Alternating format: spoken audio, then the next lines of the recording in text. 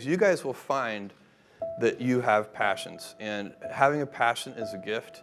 I think we all have passions, and you don't get to choose them. They pick you, but you have to be alert to them. You have to be looking for them. And when you find your passion, it's a fantastic gift for you because it gives you direction, it gives you purpose. You can have a job, or you can have a career, or you can have a calling. There's certainly no shortage of options if you have money to spend. People have different mindsets around how, when, where, and why they use their financial resources.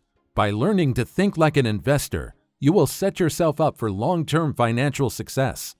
Would you like to know why Warren Buffett is regarded as the greatest investor of all time?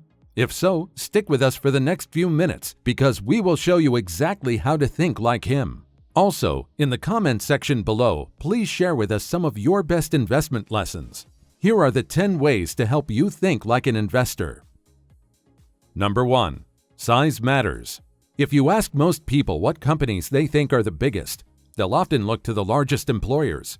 After all, a business with a large workforce wields an enormous economic influence, especially in cities where it has a factory or other business presence.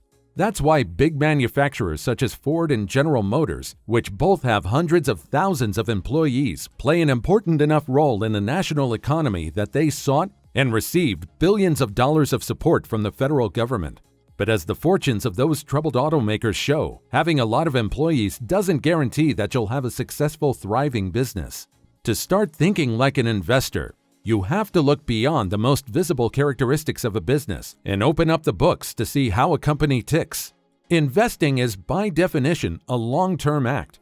When you become an investor and buy a stock, you're buying a piece of a business. When you invest in an index fund, you're investing in a collection of companies. You're literally becoming a part owner of these businesses.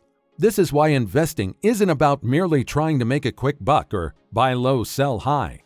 To be an investor means you're thinking about the future and the direction of the world. It means you're paying attention to the world around you.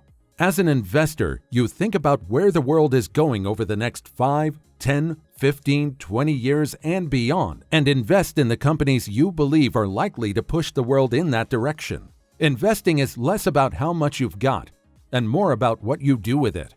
Many people think you have to be rich to invest, but I beg to differ. You just have to plan what you want to achieve and make a start. Number 2. Learn the money game. You may have tried to avoid it, but to be a good investor, you can't escape it. You have to look at financial statements. After all, even companies with many workers have to translate their work into money, and financial statements are where you'll see the scorecard of their efforts. You'll find several measures of financial success on a company's income statement. Total revenue measures the number of goods and services a company sells over a given period. So high-revenue businesses such as Walmart, which also happens to have a huge workforce, have found ways to turn their ideas and strategies into cold, hard cash. But just because you have a lot of sales, that doesn't mean you'll make money. That's why looking at net income can give you a better measure of how well a business is doing. If a company has high sales but low net income, then it's failing to capitalize on its customer base to generate profits. And because shareholders depend on profits so that a company can pay dividends or grow its business further, a company with strong net income growth will also be attractive. Number 3.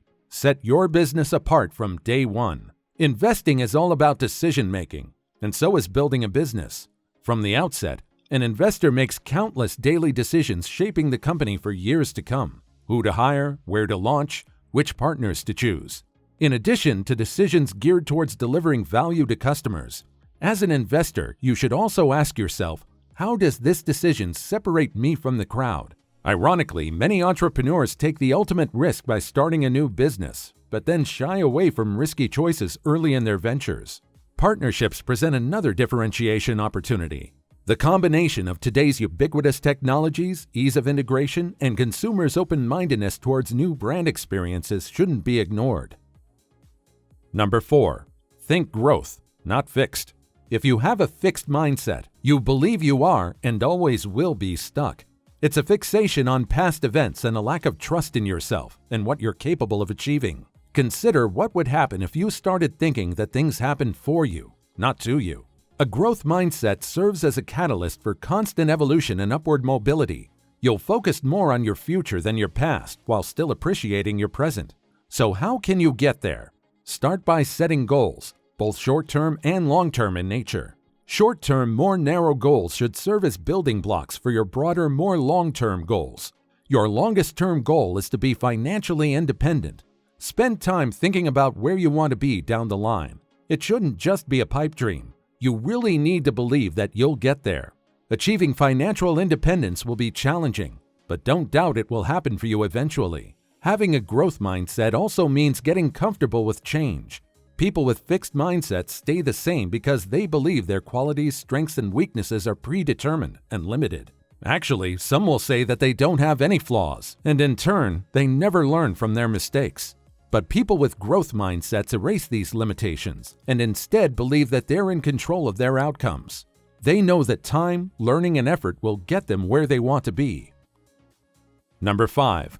Know what money is coming in and going out. Thinking like an investor means being in control of your money. Whether you make $10 per hour or $1 million per year is irrelevant. Regardless of their income, people who care about building long-term wealth know how to budget. They know that they need to make money to save it and save money to invest it. Consumers make financial decisions differently. Easy come, easy go. They focus more on wants than needs and crave the immediate satisfaction they get from mindless purchases.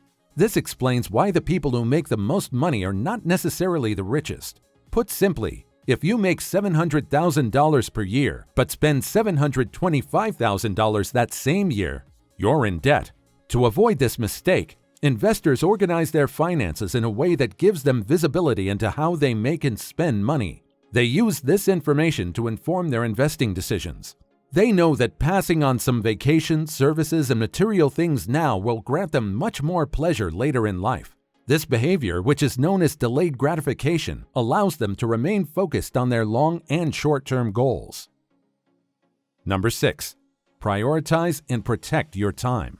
Investors and consumers have the same 24 hours daily, but choose to use those hours differently. Time spent on one thing leaves less time left over for something else. Investors know that aside from their health, their time is the most valuable thing they have, and they use it to reach their financial goals.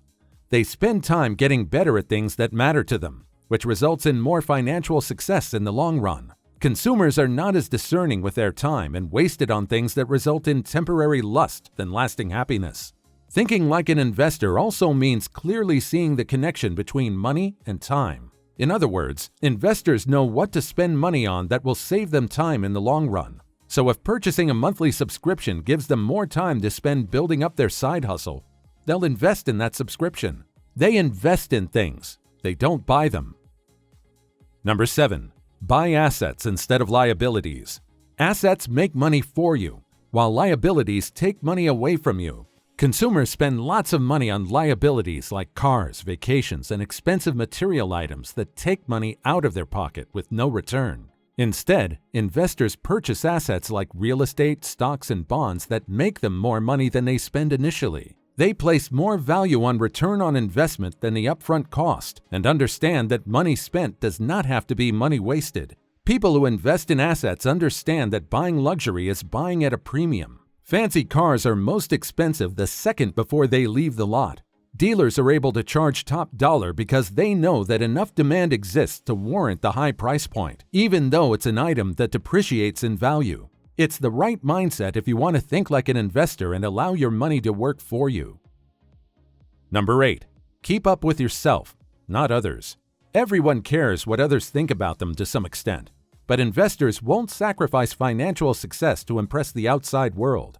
Consumers who spend beyond their means just to look good end up paying for it later in life. Remember, people with the finest things don't always have the biggest bank accounts. To think like an investor, you want to find the right balance between buying nice things and spending frivolously. The best way to do this is to figure out what makes you happy. Investors only make a purchase for themselves if it's something they genuinely want.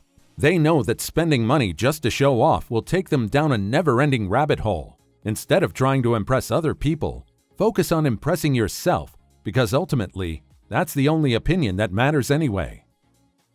Number 9. Do the research. Warren Buffett is widely considered to be the most successful investor in history. Not only is he one of the richest men in the world, but he also has had the financial ear of numerous presidents and world leaders. When Buffett talks, world markets move based on his words. Buffett is also known as being a prolific teacher. His annual letter to investors in his company, Berkshire Hathaway, is used in college finance classes in the largest and most prestigious universities. He gives two critical pieces of advice when evaluating a company. First, look at the company's quality, then the price. Looking at the quality of a company requires that you read financial statements, listen to conference calls, and vet management. Then, only after you have confidence in the company's quality should the price then be evaluated. If a company or investment isn't a quality one, don't buy it just because the price is low. Bargain bin companies often produce bargain bin results. Number 10. Be patient. You may have never heard of Prince Al-Walid bin Talal, but he's well known in the investing world.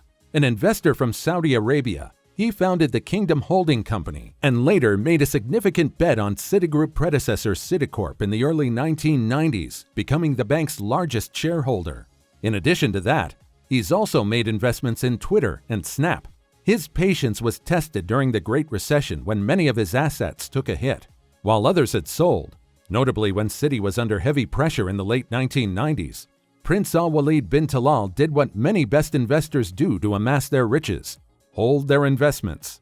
Investors with strong convictions and who have done the research can hold for long periods of time, riding out rocky market events, and are best suited to succeed. There's a lot to learn from successful investors and their experiences. Each of the current successful investors is known for being students of the market as well as leaders. As you begin to apply these rules and commit to following them even when your mind says otherwise, you should do well in the market.